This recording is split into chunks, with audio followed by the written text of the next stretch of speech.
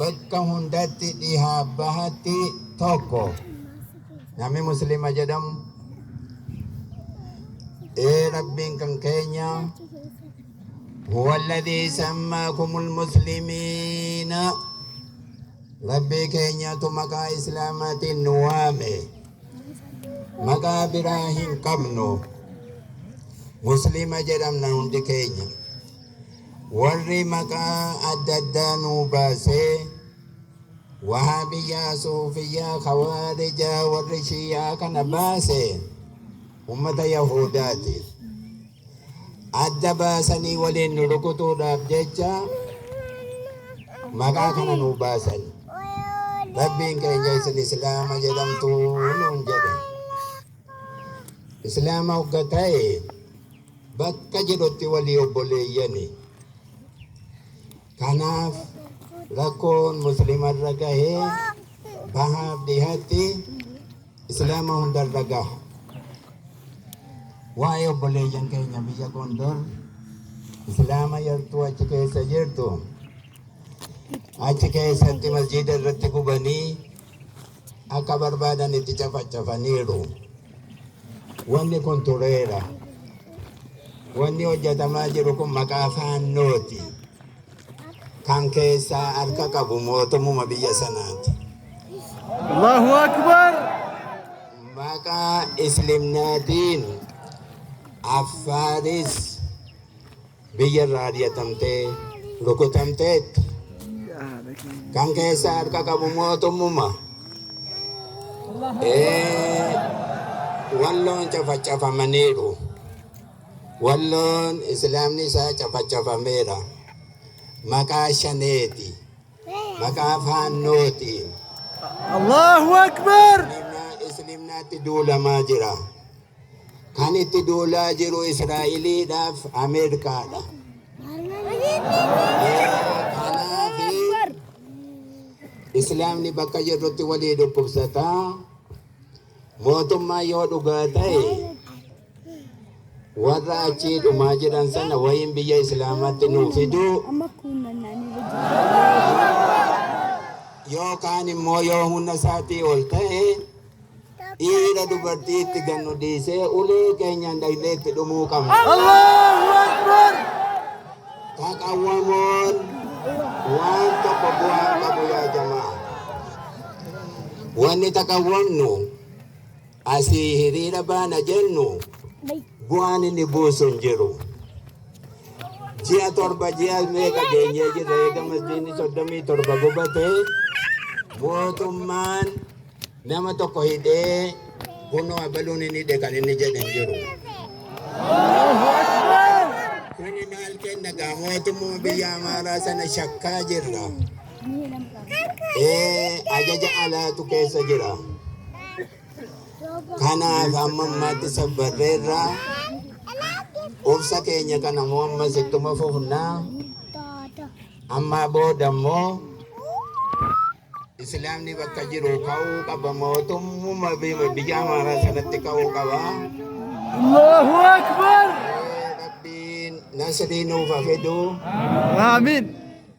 Baay'ee islaama miidhaniiru gadi qabaadhaanis ol qabaadhaanis ila foon jara maqaa amantiitiin zarii ofii afaan jaraa warra dubbatu waa tokko rahmatatti hin goone mana irratti gubanii masjiida irratti gubaa jiru. Kuni ilaalamuu qaba. Rabbi birattis ilaalamuu qaba.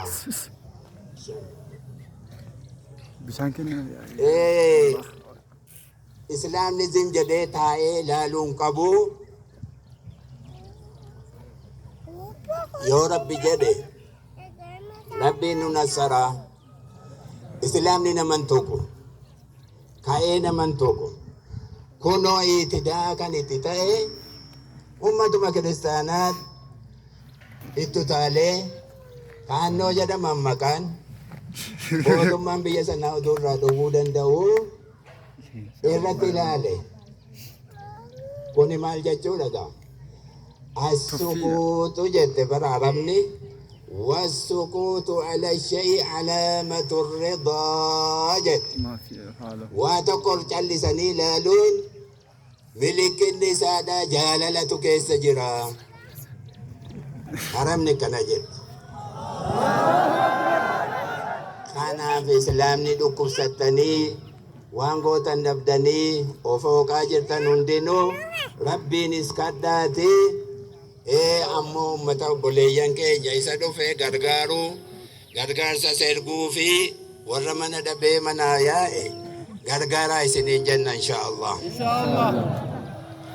Islaamni tokko maqaan isaas rabbitu tokko nu godhe rabbitu maqaa kana nu baase adda waliin baasinaa tokko ta'a. Waa tokko walirraan qabnu hin beeku kiristaanni achi jiran akka kanatti islaama gadi qabanii wal ta'anii fixaniiru masjiida irratti gubaniiru. Kun immoo mootummaan nagaa jiraate kun hin hojjetamu.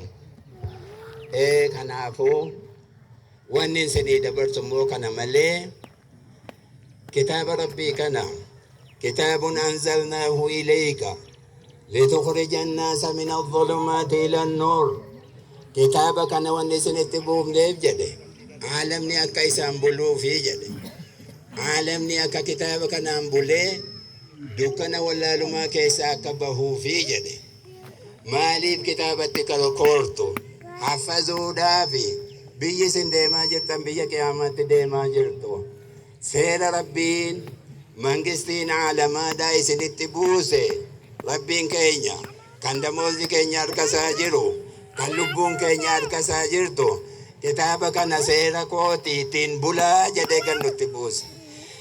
Namni kanarraa maqe waan himatu hin qabu.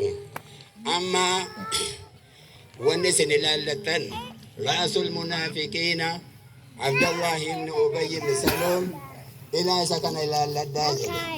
Abdallahi ibn Ubayy ibn Salool kuni maal hojiinsa in salaata nabii wajjiniin in sooma in zakaa baasa hajjii hajja jihaadallee hin dhaqa. Maal wanni inni ittiin diinirraa ba'e Muhammadiin jibba Qur'aana jibba. Kanumaan rabbiin ibidda keessaa gara jalaa itti wassane sababa Muhammad jibbuun ibiddatti fide Qur'aana jibbuun ibiddatti fide. Kanaafuu kana ilaalladhaa nuun jedhe laala deemsa Abdallah ibn Ubayy ibn Salool nawaaqibal islaam keessatti lakkaa'amee jira. Islimnaan dhumannu islaama jennee ittiin boonaa jirru isin jalaa diiggataa bar ulamaa jibbuudhaa fi bakka nabii nama bu'e jibbuudhaan nawaaqibal islaam keessatti lakkaa'ame dubbiin kun. Islimnaa keessan hin balleessinaa. Islimnaan saafadeet Abdallah ibn Ubayy oduma salaatu oduma soomu rabbiin islimnaa isaa balleessee ibidda gara jalaatti isa gube. Kanaafuu nawaaqibal islaam baradha. Nawaaqibal islaam baay'eedha. Namni rabbiin kitaabni isaa keessatti bu'ee wanni kun haraama jedhe amma ribaan haraamaa jedhee nutti dabarse. Ribaan haraama jedhee dabarseemi warri isii kana taqawwamtan kaafira jedheen. Warri ribaa kana halal innamal bay'u mithlu ribaa jedhanii bar bayni gurgurtaanii fi dhala nyaachuun tokkumaa jedhan.